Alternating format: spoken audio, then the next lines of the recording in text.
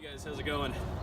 Well, I had so much fun doing my first watch review, so I decided to do another watch review today. Today I'm going to be doing a review of my Omega Seamaster Aquaterra NZL-32. I know that's kind of a mouthful, but this is my most recent the most recent watch that I got.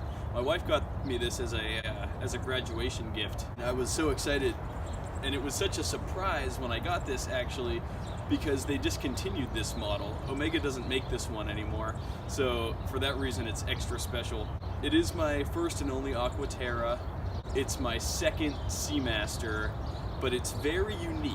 It's unique in a few ways. First off, you'll notice the buttons for the chronometer are on the opposite side. Normally they're on the right side of the face here, but in this case they're actually on the left side of the case. There's a reason for that. This watch is actually known as the Regatta Watch. This was built with the regatta races in mind. But yeah, so this was designed for people who actually sail. I don't sail, so I'll reset the here it goes. See how all the red turns silver? 1 disc per minute. And what this is timing is there's three different phases. There's 3 different phases during the regatta race. They each last 5 minutes. I'm not sure what they represent. I'm sure if anybody knows, you can comment in the description below. I remember I was at the authorized Omega dealer in New York City. They had an Omega specific store there. That was the first time I ever laid eyes on this beautiful timepiece. And it was there that the salesman explained to me the 3 different 5-minute phases of the regatta race. The way he described it to me is you're on the boat and you're holding on to like ropes and stuff. You use these different ropes to switch the sails or something like that. And because of that, you need to be able to turn on your chronometer with your right hand. That's a very unique function of this watch, and that just really caught my eye because, as you can see, the discs are now transitioning from silver to blue. This is probably what I consider to be one of my most versatile watches. Reason being, I feel very comfortable wearing this with a suit, but I also feel very comfortable wearing this in a bathing suit. This watch gets so much wear actually. It's got such a range in my wardrobe. I'll wear this with a t-shirt, I'll wear this with a tank top, a dress shirt, and a tie and a blazer. I'll wear this with a full-on suit, you know? There is no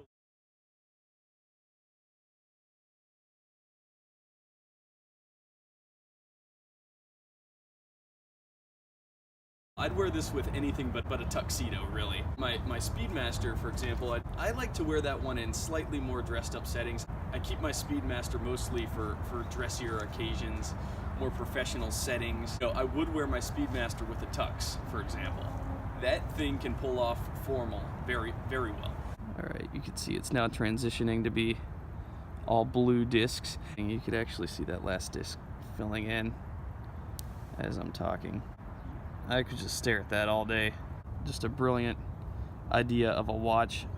Yeah, here's our hippocampus.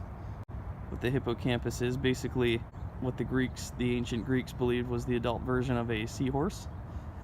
As you can see here, it's got a butterfly clasp, which is very nice. Clasp that up. Nice Omega symbol there.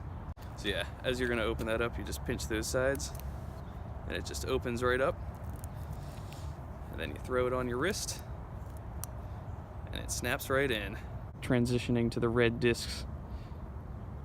So Omega has a few different lines underneath the Seamaster category. So Omega, they have the Seamaster Standard Professional, the Planet Ocean line, which is what Daniel Craig spawned is most well known for wearing, and then they have the Aquaterra line.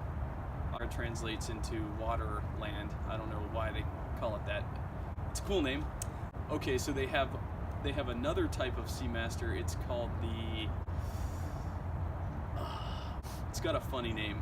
It's called the anyways, I forget the name. It's kind of a bizarre looking watch. The Seamasters are just very functional. I'm not worried about taking this on vacation because guess what? That's also a professional diver's watch.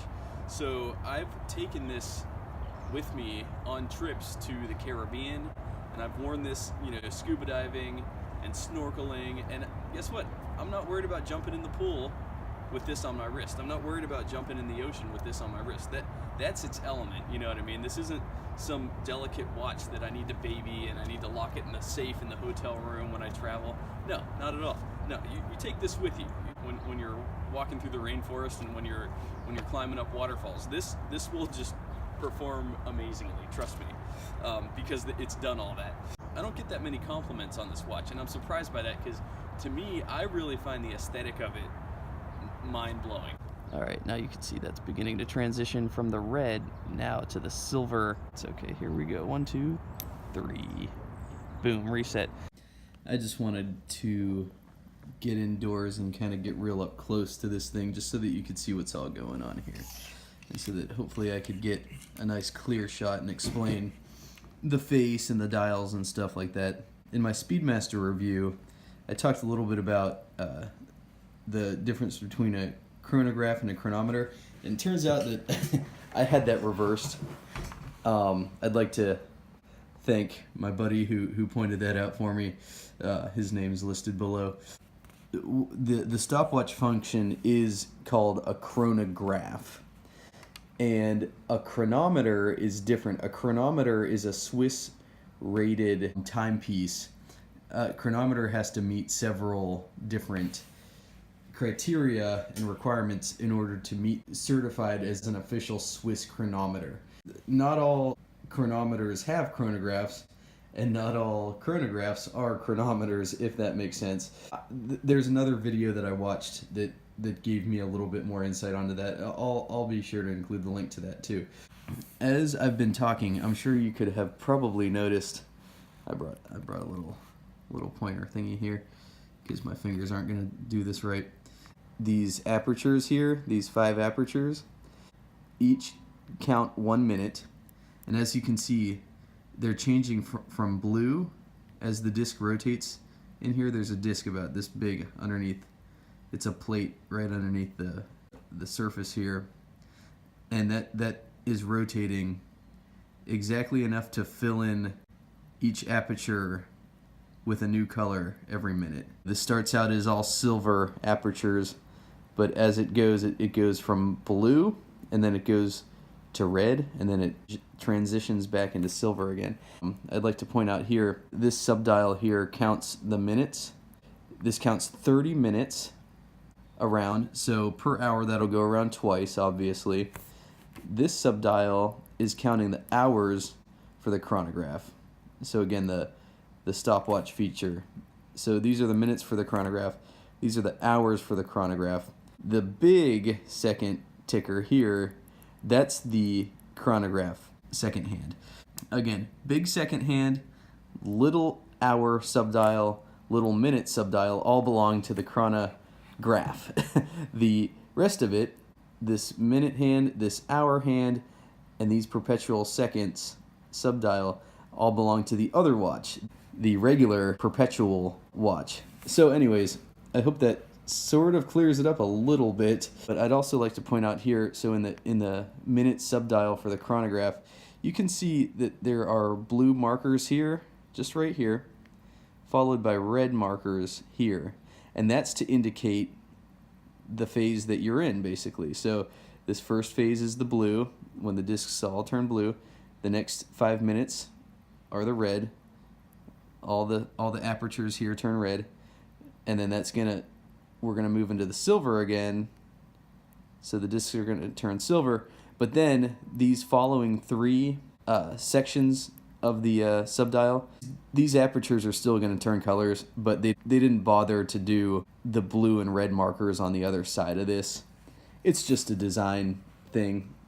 It's not something to get too caught up in. I love the bright colors of this. The other thing I wanted to mention, I talked about how the chronograph button pushers are on the left side as compared to the right. Normally they are on the right side. It's not just that they're on the other side, it's also that they're upside down. So this button here is going to stop and start the chronograph.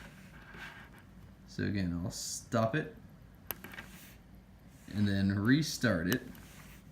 Normally, the start and stop is right up here at the 2 o'clock marker. And then here we go. Now I'll reset it. Here we go. Get ready for the reset. Watch those red apertures because they're about to all turn silver. I love that. They all snap right up to the top. That's so cool. And that clears it all out. So yeah, normally the clear button, which is here, would be down here at the 4 or the 5 o'clock hour mark. So I find it quite ergonomic. I much prefer that than the other side. In fact, most all watches that I've ever collected with a chronograph, the buttons are on this side or on the right side. And that's okay. I don't mind it, but I do have to say I prefer it on the other side. They really nailed it in the design with that. I hope that gives you some idea of how that all works. This is definitely one that I cherish very much, and this is one that, you know, I talk about how I wear my watches. I don't swap them out every day. I kind of, you know, I take one out and then I'll wear that for a month. This one makes me kind of forget a little bit about the other watches sometimes.